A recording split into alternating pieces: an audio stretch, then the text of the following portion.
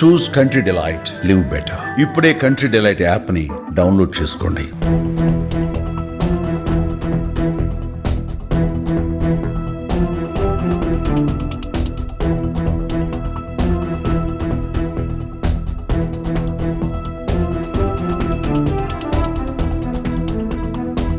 బయట హోటల్స్లోకి వెళ్ళి మీరు ఫ్యామిలీతో పాటు లంచ్ కానీ డిన్నర్ కానీ చేద్దాం అనుకుంటున్నారా?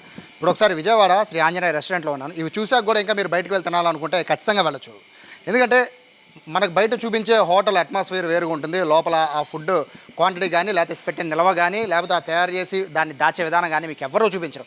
కేవలం ఫుడ్ సేఫ్టీ అధికారులు తనిఖీ వచ్చినప్పుడు మాత్రమే ఈ విషయాలన్నీ బయటకు వస్తాయి. ప్రస్తుతం నేను గురునానక్ కాలనీలో ఉన్న శ్రీ ఆంజనేయ రెస్టారెంట్ దాంట్లో ఉన్నాను. ఫుడ్ సేఫ్టీ అధికారులు మొత్తం తనిఖీలు చేస్తున్నారు. ఈ తనిఖీలో విస్తుపోయే వాస్తవాలు బయటకు వచ్చాయి. ఇక్కడ ప్రతిదీ కూడా వండేసిన ప్రతి పదార్థం కూడా చికెన్ మటన్తో పాటు అన్నీ కూడా ముందుగా వండేసి ఫ్రిజర్లో పెట్టేసారు. ఎంత ఘోరంగా ఉన్నాయంటే, పూర్ణచంద్రరావు గారు ఇప్పుడు ఎన్నోసార్లు మీరు ఎన్నో తనిఖీలు చేస్తూనే ఉన్నారు. ఇదే హోటల్ పైన గతంలో కూడా తనిఖీ చేశారు. బట్ వీళ్ళ పద్ధతి ఏమీ మారలేదు.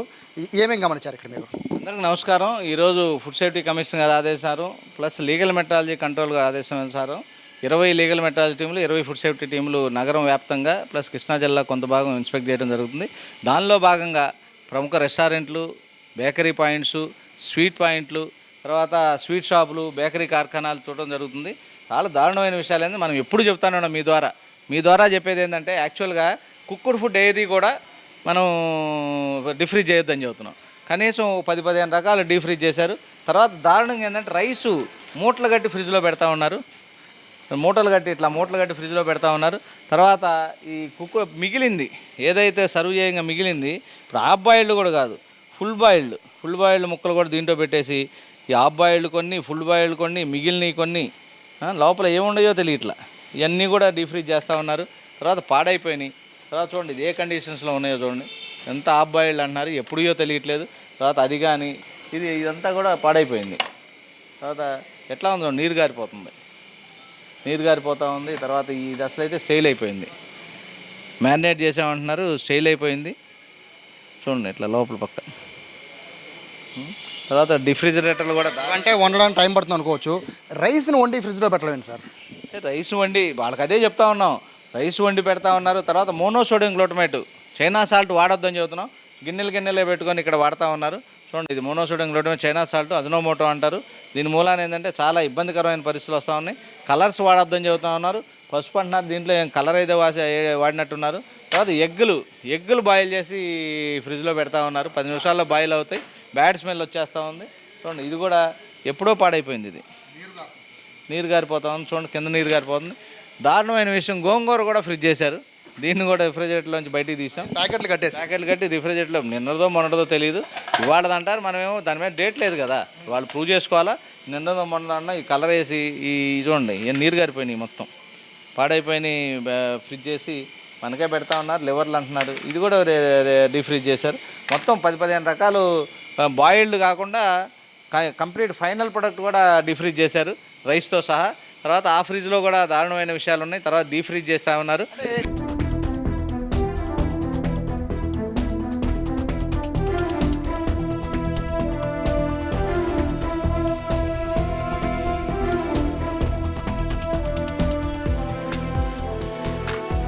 ప్రస్తుతం మీరు ఇన్ఛార్జ్ అండి ఇక్కడ. ఇంత దారుణంగా ఈ రైస్ వండేసి పెట్టారు అంటే, రైస్ వండే టైం కూడా మీకు లేదా? లేదు సార్, ఏ రోజుకి ఆ రోజు మార్నింగే ప్రిపేర్ చేస్తారు ఏదైనా సరే. రైస్ పొద్దున్న వండేస్తారా? అవును సార్. ఎర్లీ మధ్యాహ్నం లంచ్ వచ్చే వాళ్ళకి అంటే సార్ బాయిల్ చేసుకోవడానికి టైం పడుతుంది కదా, అందుకని ఎర్లీ మార్నింగ్ చేస్తారు ప్రతి ఒక్కటి. కాదండి, ఇక్కడ మీకు అంత క్లియర్గా ఇక్కడ కనబడుతుంది. ఈ వండేసింది రైస్ అంతా కూడా ఇది వండేశారు కదా గురుగా, ఇది మొత్తం వండేశారు. దీన్ని ప్యాక్ చేశారు వండేసి. అంటే ఎందుకు ఇప్పుడు అంటే పొద్దున పూట వండి ఫ్రిడ్జ్లో పెట్టాల్సిన పనే ఉంది? మార్నింగ్ ప్రిపేర్ చేసి చేసుకుంటారు సార్. లేకపోతే అన్నం పొద్దున వండడం ఏంటి సార్? మీరు మధ్యాహ్నం కదా లంచ్కి వచ్చేది జనాలు, ఒక 1 అవర్ ముందులో, లేకపోతే వాళ్ళు ఆర్డర్ ఇచ్చిన ఒక 10 నిమిషాలు 9-10 గంటలకు ఆ టైంలో చేస్తారు. 9-10 గంటల ప్యాకింగ్ ఎందుకు చేశారు అండి? అది పాడైపోద్దని అలా పెట్టారు సార్. 1 అవర్ ముందు పాడేందుకు అయిపోయింది అది?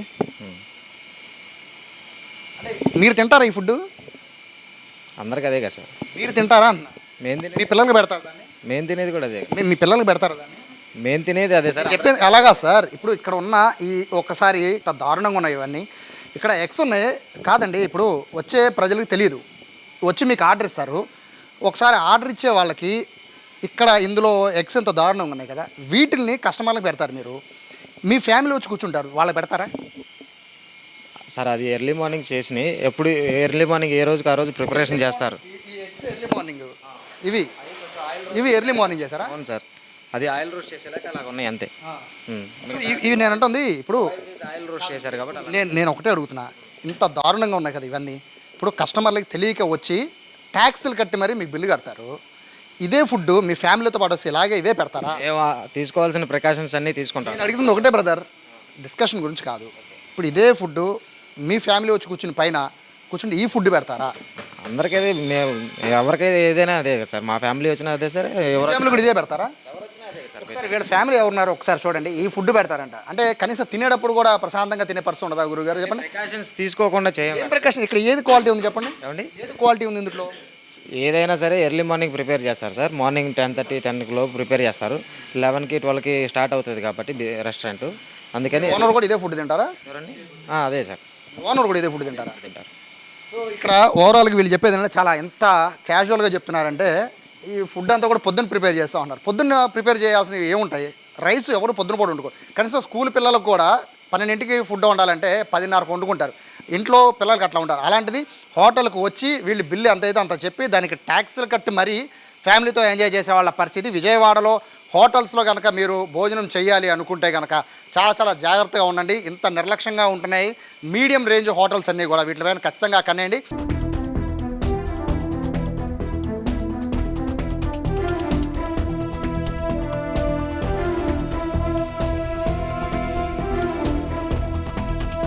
ఎంతోమందికి ఎన్నోసార్లు చెప్తున్నా వీళ్ళెవరు కూడా పద్ధతి మార్చుకోవట్లేదు. రీజన్ ఏంటి? తప్పకుండా వీళ్ళందరి మీద ఏంటంటే, మీరు అడిగినట్టు పద్ధతులు పాటించకపోతే మాత్రం ఖచ్చితమైన చట్టపరమైన చర్యలు తీసుకుంటాం. క్రిమినల్ చర్యలు తీసుకోవడానికి వెనకాడం. ఒకసారి కనుక ఇది చేస్తే ఒక చర్య ఉంటుంది, రెండోసారి చేస్తే డబుల్ పెనాల్టీ ఉంటుంది. ఇదే తప్పు కనుక మూడోసారి చేస్తే లైసెన్స్ ఉంటే లైసెన్స్ క్యాన్సిల్ చేసి సస్పెండ్ చేస్తాం. హోటల్ మూసేయడానికి కమిషనర్ గారు పర్మిషన్ తీసుకుంటాం. చూడండి ఈ ఫ్రిడ్జ్లన్నీ ఎట్లా ఉన్నాయి, ఇట్లాంటి దారుణమైన కండిషన్లో ఎట్లా ఉన్నాయి చూడండి. అది మసాలా అంటున్నారు, దీన్ని ఫ్రిడ్జ్ చేసి ఎన్నాళ్ళైందో తెలియదు, ఏ మసాలా కూడా తెలియదు. ఆ కండిషన్లో ఆ ఫ్రిడ్జ్లో పెట్టా ఉన్నారు. ఇవన్నీ డ్రైనేజ్ కండిషన్స్ బాగాలేదు. వెజిటేరియన్ కూడా ఇక్కడ ఉంది చూడండి. బాయిల్ చేసి ఇక్కడ పెడతా ఉన్నారు. మష్రూమ్ బాయిల్ చేసి పెట్టారు. చికెన్ కలర్ కలిపి బాయిల్ చేసి ఇక్కడే పెట్టారు. మటను కీమా బాల్స్ ఇవన్నీ కలిపి, keema balls, chicken, mutton, half boiled అన్నీ కలిపి ఒకసారి పెడతా ఉన్నారు. గడ్డగట్టుకుపోయింది, అసలు రాను కూడా రావట్లేదు. మ్యారినేట్ చేసి పెట్టామని చెబుతున్నారు కలర్ కలిపి. పప్పు చూడండి, పప్పు కూడా రిఫ్రిజిరేట్ చేశారు, ఎప్పుడుదో తెలియదు. తర్వాత ఇది మరీ దారుణంగా ఐస్ గడ్డగట్టిపోయి అసలు రాట్లా. వెజిటబుల్స్ కూడా బాయిల్ చేసి డీఫ్రీజ్ చేస్తూ ఉన్నారు, దీన్నే వాడతారు. ఇది కరగట్లా, ఎన్నాళ్ళైందో కూడా తెలియదు అసలు. గట్టుకుపోయినాయి కదా సార్, మొత్తం గట్టుకుపోయి పనికిరాని పరిస్థితికి వచ్చేసినాయి. తర్వాత ఫ్రిడ్జ్ కూడా కింద పైన చూడండి దారుణమైన కండిషన్లో. ఇట్లాంటి ఫ్రిడ్జ్ల్లో ఈ ఆహార పదార్థాలు పెట్టి, ఏది కుక్కుడు ఫుడ్ ఇట్లాంటి ఫ్రిడ్జ్లో పెట్టి సర్వ్ చేస్తూ ఉన్నారు. డెఫినెట్గా వీళ్ళందరి మీద కఠిన చర్యలు తీసుకుంటాం. శాంపిల్స్ కలెక్ట్ చేస్తా ఉన్నాం. ఇట్లాంటి ఫుడ్ ఏదైతే ఉందో సుమారు 20 కిలోల ఫుడ్ ఉంది, దాన్ని సీజ్ చేసి డిస్ట్రాయ్ చేయడం జరుగుతుంది. ఇట్లాంటి కండిషన్స్ ఏ రెస్టారెంట్లో ఉన్నా అని, ఇది ఒకటే రెస్టారెంట్ కాదు, ఏ రెస్టారెంట్లో ఇట్లాంటి ప్రివైల్ అయినా కానీ లైసెన్స్ క్యాన్సిల్ చేస్తాం. తర్వాత కమిషనర్ గారు రుచి తీసుకెళ్ళి హోటల్ మూసేయడానికి కూడా వెనకాడమండి. ఇక్కడ మీరు ఏం లేదు సార్, మీరు ఇదే హోటల్ మీద గతంలో కూడా దాడి చేశారు. వీళ్ళకి చాలా బ్రాంచెస్ ఉన్నాయి, గతంలో కూడా దాడి చేశారు. బట్ అయినా కూడా వీళ్ళు పద్ధతి మార్చుకోలేదంటే వాళ్ళ ధైర్యం ఏంటి? ధైర్యం ఏం లేదండి. ఇప్పుడు ఒకటి మీకు చెప్పాను కదా, మీరు ఒకసారి వస్తే ఇంక రెండోసారి రాని ఫీలింగ్. రెండోసారి కాదు, కంప్లైంట్స్ ఉంటే ఒకసారి కాదు 2 సార్లు కాదు, అదే రోజు రెండోసారి కూడా దాడి చేస్తాం. ఎందుకంటే కంప్లైంట్స్ ఉండి ఇట్లాంటి వ్యాపారం చేసే హోటల్స్ ఇదే కాదు, ఏ హోటల్ను కూడా ఉపేక్షించేది లేదు, ఎవరిని ఉపేక్షించం. ప్రజలకి ఏంటంటే మీరు స్వచ్ఛమైన కల్తీ లేని వేడిగా వడ్డించండి. ఎందుకంటే మన దగ్గర చాలా ఎక్స్పెక్ట్ చేసి వస్తారు. మీ ద్వారా మేము హెచ్చరించేది ఏంటంటే సరైన కల్తీ లేని ఆహారం తయారు చేసి సరైన పద్ధతిలో, ఎందుకంటే వేడిగా వాళ్ళకి ఇబ్బంది లేని కండిషన్లో వడ్డించమని మీ ద్వారా హెచ్చరిస్తూ ఉన్నాం. లేదు వయలేషన్స్ హోటల్స్ మాత్రం ఎవరిని ఉపేక్షించేది లేదు. కఠినమైన చర్యలు, ఏదంటే చట్టపరమైన చట్టం ఏదైతే అలౌ చేస్తో క్రిమినల్ చర్యలు తీసుకోవడానికి వెనకాడం. చాలామందికి డౌట్స్ అయ్యారు వినియోగదారులకి. ఒకవేళ డౌట్ వస్తే చికెన్లో మాకు అంటే ఏదైనా తేడా స్మెల్ వస్తుంది, లేకపోతే ఏదో ఫుడ్లో తేడా వస్తుంది అనుకున్నప్పుడు వాళ్ళు వంటగదిలోకి వెళ్ళి చెక్ చేసే ఉండే అవకాశం లేదండి. యాక్చువల్గా ఏంటంటే మేము ఫస్ట్ నుంచి డిమాండ్ చేస్తుంది ఏంటంటే కిచెన్లో ఏం జరుగుతుందో టీవీలో చూపించమంటున్నాం కెమెరా ద్వారా. దానికి వాళ్ళు యజమానులు ఎప్పుడూ ఒప్పుకోరు, ఆ అవకాశం ఎవరికి లేదు. అందుకని మేమేంటంటే ఖచ్చితంగా అన్ని కిచెన్లు చెక్ చేస్తున్నాం, లైసెన్స్ చెక్ చేస్తాం, తర్వాత ఫ్రీక్వెంట్గా కూడా చెక్ చేస్తూ ఉన్నాం. ఇప్పుడు ప్రభుత్వం వారు కూడా ల్యాబొరేటరీలు ఏర్పాటు చేస్తూ ఉన్నారు, స్టాఫ్ను కూడా పెంచుతూ ఉన్నారు. ఇప్పుడు ఇంతకుముందు మీరు చెప్పినట్టు సంవత్సరానికి ఒకసారి 2 సార్లు చేసినా కానీ ఇప్పుడు కంప్లైంట్ వచ్చిన తర్వాత ఇమ్మీడియట్గా గంటల్లోనే చర్యలు తీసుకుంటాం. ఇట్లాంటి మీరు చెప్పినట్టు ఎట్లాంటి స్టైల్ ఫుడ్ పెట్టినా, వాసన వచ్చినా, మీరు సాటిస్ఫై కాకపోయినా ఇమీడియట్గా మా ప్రతి జిల్లాలో మా జిల్లా ఆఫీసర్ అసిస్టెంట్ ఫుడ్ కంట్రోల్ ఉన్నాడు, తర్వాత ఆ ఏరియా ఫుడ్ సేఫ్టీ ఆఫీసర్ ఉన్నాడు, అడ్జుడికేషన్ ఆఫీసర్ జాయింట్ కలెక్టర్ గారు ఉంటారు, తర్వాత విజిలెన్స్ ఎన్ఫోర్స్మెంట్ డిపార్ట్మెంట్ ఉంటుంది, తర్వాత FSSA వెబ్సైట్ ఉంది, మా హెల్ప్ డెస్క్ ఉంది. ఎవరికి ఫోన్ చేసి కంప్లైంట్ చేసినా వితిన్ అవర్స్ మేము యాక్షన్ తీసుకుంటాం. సో వీళ్ళ మీద ఫైనల్గా ఏమి యాక్షన్ తీసుకోబోతున్నారు? తప్పకుండా ఇవన్నీ శానిటైజేషన్ కండిషన్ నోటీస్ ఇచ్చాం, లైసెన్స్ కండిషన్ నోటీస్ ఇచ్చాం, శాంపిల్ కలెక్ట్ చేసాం, ఎనాలిసిస్ పంపిస్తా ఉన్నాం. వీటన్నిటి మీద చట్టపరంగా వీళ్ళందరికీ నోటీసులు ఇచ్చాం. As per FSSA act and rules డెఫినెట్గా క్రిమినల్ చర్యలు తీసుకుంటాం.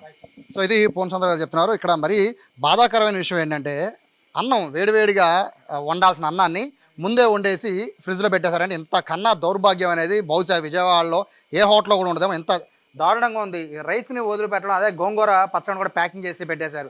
ఎగ్స్ అయితే చాలా దారుణంగా స్మెల్ వచ్చేస్తుంది. 10 నిమిషాల్లో ఉడికిపోయే ఎగ్స్ని కూడా వాళ్ళు ఫ్రిజర్ చేశారంటే వీళ్ళ నియమనాలు అర్థం కావడం. ప్రస్తుతం అయితే ఈ శ్రీ ఆంజనేయ రెస్టారెంట్ పైన అయితే ఫుడ్ సేఫ్టీ అధికారులు అలాగే మొత్తం దీనికి సంబంధించి మొత్తం అంతా కూడా దీన్ని ల్యాబ్కి పంపిస్తున్నారు. దీనిపైన క్రిమినల్ యాక్షన్ కూడా తీసుకుంటామని చెప్తున్నారు. విజయవాడలో ఉన్న మిగతా హోటల్స్ అందరికి కూడా ఒకటే, ఏదైనా కస్టమరు సాటిస్ఫై చేయాలి అంటే వాళ్ళకి వేడివేడిగా వడ్డించాలి, కానీ ఫ్రిడ్జ్లో పెట్టేసిన తర్వాత బయట తీసి వేడిగా వడ్డించడం కరెక్ట్ కాదని చెప్తున్నారు. ఎవరికి ఏ ఇబ్బంది ఉన్నా కూడా ఏ కస్టమర్ కనుక ఫిర్యాదు చేయాలనుకుంటే ఖచ్చితంగా జిల్లా స్థాయిలో ఉండే ఫుడ్ సేఫ్టీ అధికారులు ఖచ్చితంగా ఇన్ఫర్మేషన్ ఇవ్వచ్చు అని చెప్పి ఫుడ్ సేఫ్టీ ఆఫీసర్ పూర్ణచంద్రరావు చెప్తున్నారు. కెమెరా పర్సన్ కృష్ణతో సాయి, సుమన్ టీవీ, విజయవాడ నుంచి.